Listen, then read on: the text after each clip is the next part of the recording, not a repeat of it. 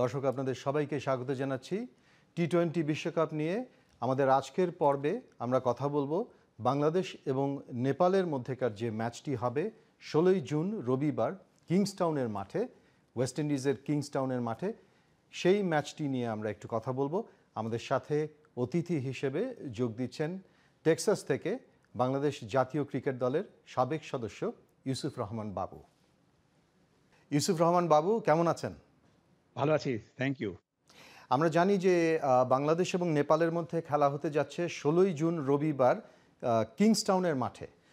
সেই খেলায় ক্রিকেট খেলুড়ে দেশ হিসাবে যেই দেশগুলো বেশি পরিচিত সেই তুলনায় নেপালের নামটা আমরা কম শুনে থাকি সাধারণত। কিন্তু নেপাল এবারের টি-20 বিশ্বকাপে খেলছে। নেপালের ক্রিকেট ইতিহাস এবং একটু যদি ব্যাকগ্রাউন্ড আমাদেরকে বলেন। দেখেন, আমরা যখন নেপালের কথা বলি, আমরা ইমিডিয়েটলি মাউন্ট এভারেস্টের কথা বলি, কাঠমান্ডুর কথা বলি, পোখারার কথা বলি। একটা হলিডে দেশ হিসাবে আমরা ভ্যাকেশন করতে যাই। কিন্তু নেপালের ক্রিকেট কিন্তু 1946 এ বোধহয় 1946 এ ওখানে রানা ক্ল্যান যেটা রয়্যালটি ওরা খেলাটা ইন্ট্রোডিউস করে। তারপরে 1996 এ আপনার তারা অ্যাসোসিয়েট মেম্বার হয়। thereafter এর কিন্তু প্রগ্রেশনটা আস্তে আস্তে ভালোর দিকে যাচ্ছে। ওরা কোচ আনে রয় ডায়াসকে শ্রীলঙ্কার থেকে। আন্ডার 19 এর গুলো 2000 এর পরে কিন্তু ওদের আন্ডার 19 ওদের টুর্নামেন্ট গুলা ভালো খেলছে। কোয়ালিফাইং রাউন্ড ভালো খেলেছে। টিমটাও মোটামুটি ভালো। কিন্তু 2016 তে আইসিসি ওদেরকে সাসপেন্ড করে দিল ৩ বছরের জন্য।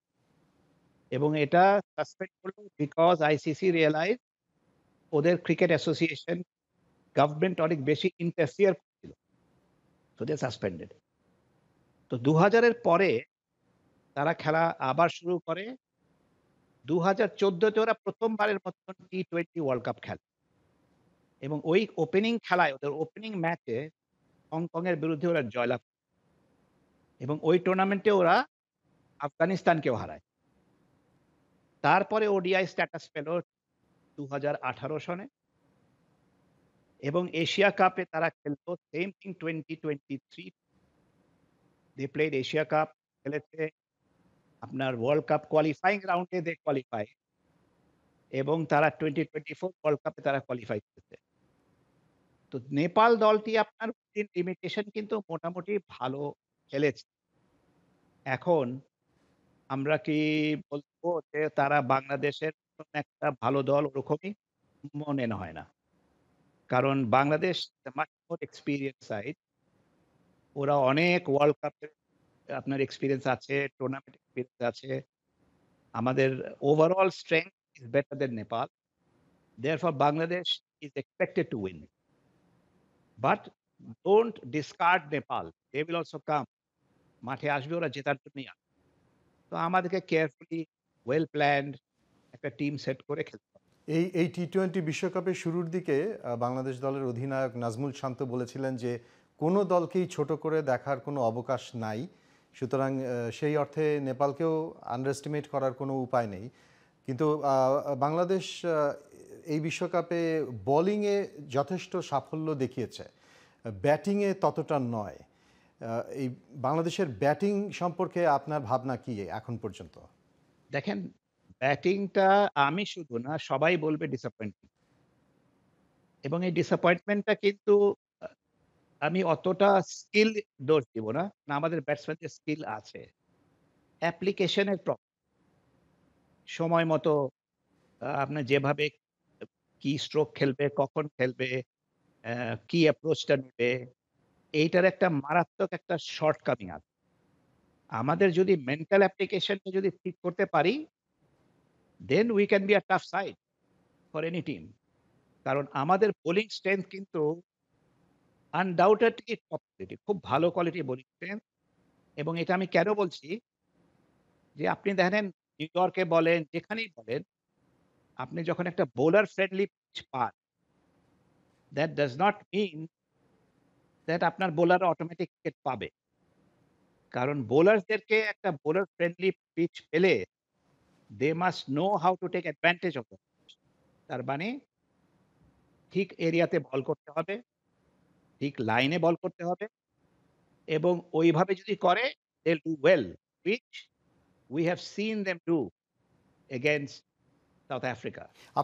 আপনার কি মনে হচ্ছে বিভিন্ন খেলা এই টি-20 বিশ্বকাপে যেগুলো হলো সেগুলো দেখে কি কোনো প্যাটার্ন আপনি দেখছেন যে ওপেনিং ব্যাটসম্যানরা ভালো করার ব্যাপারটা কিন্তু কম দেখা যাচ্ছে? দেখা যাচ্ছে হয়তো মিডল অর্ডার থেকে কেউ একজন এসে রান পাচ্ছেন, কিন্তু বিশেষ করে নতুন বলে খেলা শুরুর দিকে ওপেনিং ব্যাটসম্যানরা বিরাট কোহলি পারছেন না, রোহিত শর্মাও অনেক সময় পারছেন না, বাংলাদেশ দলের ওপেনিং জুটি তারাও সুবিধা করতে পারছে না, এবং সাধারণত দেখা যাচ্ছে যে শুরুর দিকেই একটা মেরে খেলার চেষ্টা করা হয়। ৬ ওভার, প্রথম ৬ ওভারে প্রচুর মারার চেষ্টা করে ব্যাটসম্যানরা, ফলে প্রথম দিকে কিছু উইকেট পড়ে যায় এবং তাতে অনেক ভালো ব্যাটসম্যানের খেলা দেখার সুযোগ থেকে কিন্তু দর্শকরা বঞ্চিত হচ্ছেন।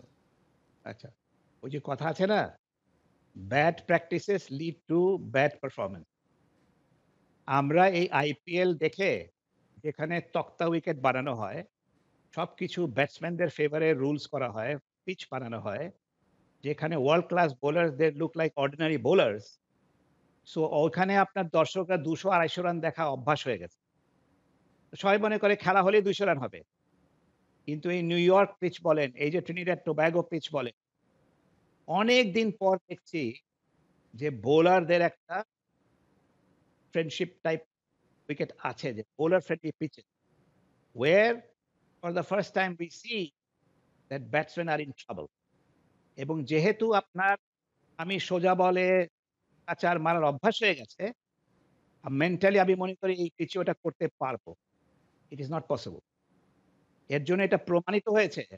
Top class player Rohit Sharma বলেন, কোহলি বলেন, কুইন্টন ডি কক বলেন, সবাই স্ট্রাগলিং, বাবার আজম বলেন, struggling on a pitch that is helping the bowler.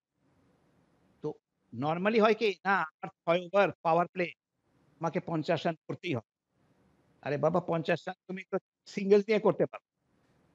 কিন্তু ওই মাইন্ডে থাকে ৪-৬ না মারলে হবে না। হুইচ ইস রং। তো আপনার ওই অ্যাডজাস্টমেন্টটা যে করতে পারবে সে রান করবে। But I am so happy that এই ধরনের পিচ দেখছি আমরা, এখানে বোলাররা একটু অ্যাডভান্টেজ পাচ্ছে। So the batsman is getting a taste of their own medicine. এতদিন তো বোলারদেরকে পিটাইতে ইচ্ছা করে। Now face up to it and bring বাংলাদেশের on your best skills, survive. বাংলাদেশের ব্যাটিং লাইন আপে কি কোনো ধরনের পরিবর্তন করা প্রয়োজন মনে হয়? আর কি পরিবর্তন করবেন? শান্ত ওপেন করতেছে, পারতেছে না। মানে না সাকিব উপরে এখানে আর চেঞ্জ করার কোনো উপায় নেই। কাকে আনবেন উপরে? সবাইকে তো আমরা নিয়ে শাফল করেছি। জাকের আলীকে পরে খেলাচ্ছি, উপরে খেলিয়েছি। We have shifted batting order all the time. এবং আমাদের প্রবলেমটা হচ্ছে that unlike other teams, we have never allowed our top 4 or 5 to settle down. আমাদের consistency নাই। আমার মনে আছে রোহিত শর্মার একটা ইন্টারভিউতে জিজ্ঞেস করেছিল যে, "তুমি ওকে উপরে কেন খেলাও না?" একটা প্লেয়ারকে, যে, "তুমি ওকে উপরে খেলাতে পারো।" বলে, "Are you trying to tell me that I should change my top 5? No way. If a player at number 5 is failing consistently, he doesn't go down the order, he goes out of the team. That should be the principle. আপনার top 5 কে permanent set করবেন, consistency আনবেন, confidence দিবেন, আপনি দেখবেন আপনার batting order set হয়ে যাবে।" বাংলাদেশ শ্রীলঙ্কার খেলাটা যেটা ডালাসে হলো, সেইটাতে বাংলাদেশ ১২৪ রান পার হতেও বেশ স্ট্রাগল করেছে, কিন্তু পরের খেলায় দক্ষিণ আফ্রিকার বিরুদ্ধে কিন্তু মনে হচ্ছিল, আমি দুটো খেলাই মাঠে বসে দেখেছি এবং আমার কাছে মনে হয়েছে যে বাংলাদেশ কিন্তু দক্ষিণ আফ্রিকার সাথে কিছু ক্ষেত্রে তাদের ভুলগুলো শুধরে ইমপ্রুভ করেছিল। যেমন বাংলাদেশের বোলিংয়ে শ্রীলঙ্কার বিরুদ্ধে ওপেনিং বলার তানজিম সাকিব, উনি তেমন সাফল্য পাননি শ্রীলঙ্কার বিরুদ্ধে, কিন্তু দেখা গেল দক্ষিণ আফ্রিকার বিরুদ্ধে কিন্তু তিনি বেশ ভালো পারফর্ম করলেন। তাসকিন যথারীতি ভালো করলো, মুস্তাফিজ ভালো করলো, রিশাদ ভালো করলো, তারা তো আগেই ভালো করছিল, কিন্তু এই যে ওপেনিং বলার হিসাবে এই ছেলেটা, সে কিন্তু ভালো করেছে। আবার ব্যাটিংয়েও কিন্তু আমার মনে হয় শ্রীলঙ্কার চাইতে দক্ষিণ আফ্রিকার সাথে বাংলাদেশ কিছু কিছু জিনিস শুধরে নিতে পেরেছিল, কিন্তু শেষ পর্যন্ত সেটা একটুর জন্য বাংলাদেশের জয় হাতছাড়া হয়ে যায়। ওইটা খুব আনফরচুনেট লস। আমাদের জেতা ম্যাচ ছিল। তবে আপনি যদি দেখেন এই যে বললেন ওপেনিং বোলিংরা খুব ভালো বল করেছে। ভালো বল করেছে আমি ক্রেডিট দিব। কারণ এই পিচটা বোলার ফ্রেন্ডলি পিচ ছিল। কিন্তু credit goes to them for bowling in the right areas. That's why we look lethal. আপনার আপনি যদি ভালো এরিয়াতে বল না করেন, আপনি ইনএফেক্টিভ হয়ে যাবেন। ব্যাটিং এর কথা যদি বলেন, আপনি দেখেন শ্রীলঙ্কার ম্যাচটা যে আমরা জিতেছি, ৩ টা কারণে জিতেছি। ১ম কারণ হচ্ছে ব্যাটিং উইকেট ছিল। শ্রীলঙ্কার ওইটার অ্যাডভান্টেজ নিতে পারেনি। ওখানে ১৬০ রান ছিল। They could not take the advantage. 2nd কারণ হচ্ছে তৌহিদ হৃদয়ের ৩ টা ৬। ৩ টা ৬ মারল, খেলার ঘুরে গেল ওখানে। 3rd কারণ হচ্ছে যে আমরা শেষের দিকে যখন দরকার ক্রাঞ্চ টাইম, তখন মাহমুদুল্লাহ পিচে ছিল। এই ৩ টা কারণে আমি মনে করি that we won the match and deservingly so. South আফ্রিকার সঙ্গে আমাদের বোলিং ওয়াজ এক্সেলেন্ট। আমরা ব্যাটিং এ দেখেন, আমরা পিচের স্পিড, বাউন্স জাজ করতে পারিনি। শান্ত যেই বলটাতে পুল করলো, ছেড়ে দিলে ওয়াইড হতো। 2nd ওকে ফলো করলো সাকিব। যেই বলটা পুল করলো অফ স্টাম্পের উপরে, এটাও ছেড়ে দিলে বোধহয় ওয়াইড। তোমার তো ৭ রান, তোমার তো ৮-১০ রান করে দরকার নাই ওভারে। You need 6 and over. Why do you have to go for those wild shot? সেই আমাদের সময় প্রায় ওখানে সীমিত। প্রেসারে। তবে হ্যাঁ, এই খেলাগুলো দেখে আরেকটা জিনিস আমরা বুঝতে পারছি, সেটা হচ্ছে যে এই যে ভুলগুলো করছেন বাংলাদেশের ব্যাটসম্যানরা, এটা কিন্তু শুধু বাংলাদেশের ব্যাটসম্যানরা করছেন না, এই ধরনের সবাই। ভুল কিন্তু সব দলের বড় বড় ব্যাটসম্যানরা করছেন। এবং এটা কেন জানেন? মাথার ভিতরে ঢুকে গেছে স্ট্রাইক রেট। বাট আপনি তো চেস করতেছেন ১১৫, ১২০। আপনি তখন স্ট্রাইক রেট কেন চিন্তা করবেন? আপনি ১-২ তে খেলেন। পাকিস্তান হেরে গেল ফর নো রিজন। রিজওয়ান যে স্ট্রোকটা খেললো, চিন্তা করে দেখেন। Jasprit Bumrah is coming to bowl 2nd spell. মাঝখানে কেন আনছে ওকে? উইকেট নেওয়ার জন্য। তো তুমি ওকে উইকেটে স্থান দিবা। তুমি you are set. Your bat 30-31। তুমি ওখানে একটা ওয়াইল্ড ক্রস শট ১ম বলে মেরে দিলে বোল্ড। তুমি যদি এখানে পুশ করে ৩ রানও নিতা and you batted 20 overs, Pakistan would have. এই যে ভুলগুলা অ্যাপ্লিকেশন নাই। বুঝলেন? জি, এর জন্য বলি মেন্টাল স্ট্রেংথ। ইউসুফ রহমান বাবু, আমরা আপনার সাথে আবার পরবর্তী খেলাগুলো নিয়েও কথা বলবো। আজকে আমাদের সময় প্রায় শেষ। আপনাকে অসংখ্য ধন্যবাদ আমাদের সময় দেওয়ার জন্য। Thank you so much.